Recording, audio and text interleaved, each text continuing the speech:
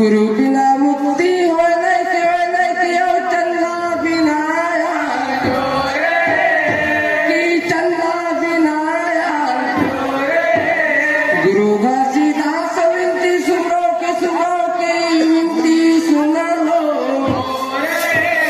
की विनती सुन लो मोर होता है कि होता है बार बार सब प्रेम से बोलो एक बार सब मिलकर बोलो पियो भाई हमारी तरफ प्याला पियो भाई हमारी तरफ प्याला सत्य अमृत बरसाने वाला मांगू के लाला सत्य अमृत बरसाने वाला मांगू के लाला भाई मांगू के लाला हाँ मांगू के लाला बोले परम पूज्य गुरु घासीदास बाबा की तोला प्रणामा तोला झूलामा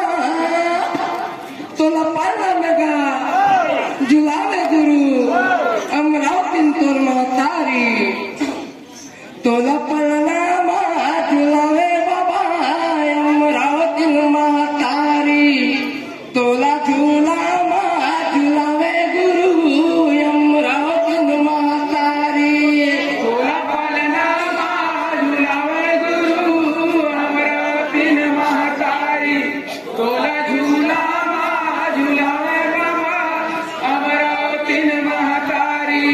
तोला पलनामा